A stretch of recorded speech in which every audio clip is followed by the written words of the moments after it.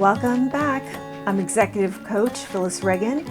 Today I'm focusing on how to overcome imposter syndrome. This is going to be a 6-part series, and with each one I'm going to look at imposter syndrome features, and we're going to tackle a different one and talk about the different strategies that will help with that aspect of it. So you may have read articles or seen social media posts that say imposter syndrome is not real.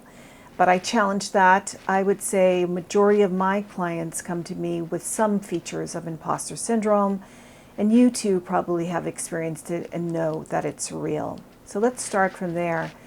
But maybe you don't know what imposter syndrome is, or you're curious about whether or not you have it. So we're going to talk about what those features are of imposter syndrome. Here's a place I always start with my clients, because you want to make sure you don't feel like you're all alone in this. It's just to know that imposter syndrome is universal. It happens across genders, races, ethnicities, cultures, and ages. It's believed that 70% of the population at some point in their life will experience imposter syndrome. So how about that? You're not alone like you might have thought you were. But what triggers imposter syndrome? A lot of research says that 2 things primarily trigger imposter syndrome. One is when you're experiencing something new. So you may have noticed it comes up for you when you are in a new position, have a new role, new responsibilities, maybe a new team. You might notice it when you you start a new project, when you're writing a new book, maybe start a new podcast, anything with newness. The reason might be that you're not connecting with the strengths that you have, that you're capable of managing this even though it's new, because you're going to imply the strengths that you have. So you've disconnected from that. We'll talk further about that a little bit later. You also can trigger imposter syndrome when you're under stress. So whatever that stress is for you, could be just stress that's happening because you're not feeling well, stress that happens with burnout. It could be stress because you've been asked to present in front of your colleagues. It's stress because now you're interacting more with senior leadership, but that can trigger imposter syndrome. Here are the features of imposter syndrome, and just start noting whether these are showing up for you. One is that you feel like a fraud. Like you really don't believe that you are the person that your role might say that you are, your title says that you are, or even your achievements say that you are. You also feel like you don't belong. You don't belong with your peers, you don't belong in your role, but it's just this disconnect of you not belonging. Now, just a caveat, that's very different than people making you feel like you don't belong, that they don't value you, which can happen for people. So if you're a female leader, a woman leader, and you're in a room with mostly men, then you may actually be experiencing something that's happening. When you are feeling like you don't belong and it's connected to imposter syndrome, it can be different than that. There can be people that look just like you, they can have same experiences that you, but you still don't feel like you belong. Another feature is you believe your success is due to luck, but you also think your failure is due to you. Now that's a really tricky one to really get unstuck from. So you're entangled in this kind of thinking that's really not helpful to you. You also might feel like you go into hiding, you hold back.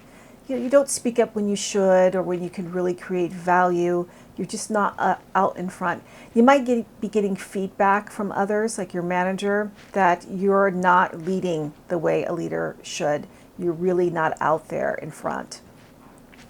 Another feature is you find it difficult to integrate praise or positive feedback. Like you don't believe it for some reason. You're just really disconnected from what people are saying to you if it's positive.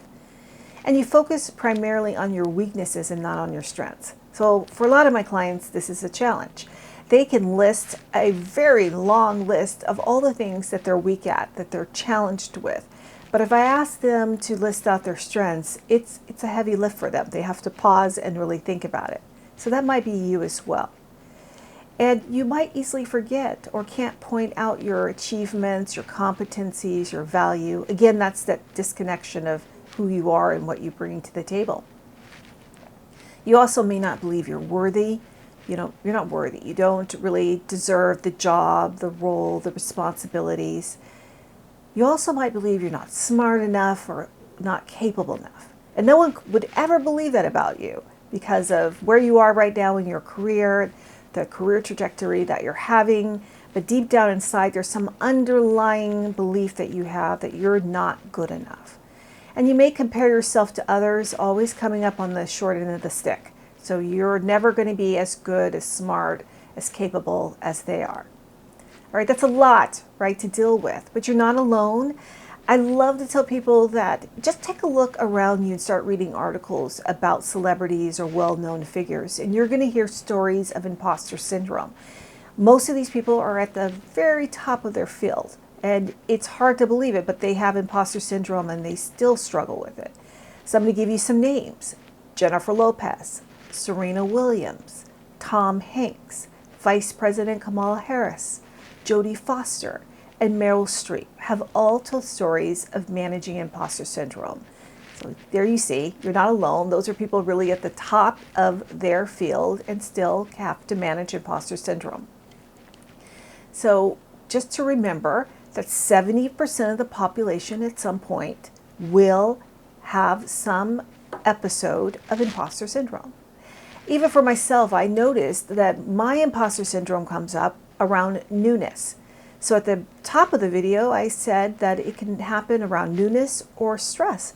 Mine comes around newness. So when I launched a new company, I noticed I had imposter syndrome. When I returned to the professional world after being off, having my child, I had imposter syndrome. So you might want to look across your life and see, when did imposter syndrome show up? Is there some kind of link between all the episodes that I've had? That's just going to give you a deeper awareness of when it could actually show up in your life, and then you're prepared for it in the future. So I want to tell you about a client of mine that I had. I'm changing her name, of course. Her name is Ericka. She's an editor-in-chief at a national news organization, really successful in her field, highly regarded. She came to coaching to work on some leadership skills, and one of the major areas that she wanted to really focus on, though, was her imposter syndrome. And so for her, years of imposter syndrome had been showing up in her life. How it showed up for Ericka was she believed that all her successes were due to luck. It gave her this weird feeling like she was tricking other people to think she was competent. So this self-perception and this flawed thinking made her freeze. It sent her into inaction. She didn't speak up in meetings the way that she needed to. She wasn't adding value. She really wasn't leading up in front the way at her level she should be doing.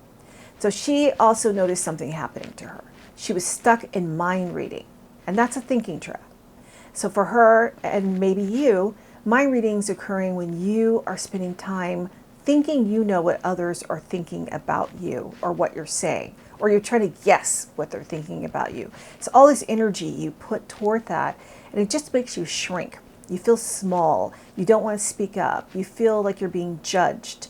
And you know that it's all very negative thinking, of course, and most likely untrue. So Ericka desperately wanted to get out of her head and start managing these feelings and to be less anxious about them. So how did Ericka quiet her imposter syndrome? There are a lot of helpful strategies, but for the way her imposter syndrome was being featured, there was really one helpful strategy that I had her focus on. So we're going to discuss that today. Ericka really needed to gain a sense of control over her life. She needed to know that she was the one that was creating the success, or that she put things in motion for success to happen in her life, and it wasn't due to luck. So where she started was she set specific and achievable goals. This was really important for her. She needed to see that she was the one creating what was happening. So as she met these goals, she then had the evidence and the proof that she actually was driving her success and that she brought value to her career. One of her strategies around this was that before senior leadership meetings, she would say things to herself, like she would set goals for herself, and they would be, I will provide 2 value-add comments and ask 1 clarifying question. And then when she did it, she had more evidence, first of all, that she could do it, and second of all, that it drove good outcomes that she was responsible for. So all of this was creating a new narrative in her head that was replacing the fact that she thought that she was not the one responsible for her good outcomes. This strategy really helped her push past her fears and reduced a lot of her negative self-talk. One of the other things that helped her during this strategy was making sure that she was doing them in baby steps. So we started them just with her applying this in senior leadership meetings, and then we expanded it from there. The reason why baby steps are important when you are challenged with imposter syndrome is you don't want to overwhelm yourself. If you start overwhelming with trying to do things or just change your mindset all at one time and believe that that will happen, you're just going to give yourself proof that it won't when you fail at it or it doesn't land the way that you want to.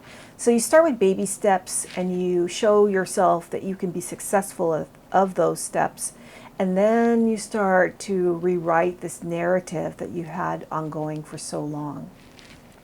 Over time, Ericka began to gain her confidence in her abilities, and she was really able to push past imposter syndrome. She understands her triggers now. She understands what the primary type of imposter syndrome that shows up for herself, and she has a strategy now that helps her move past it a lot quicker than before and with more effectiveness.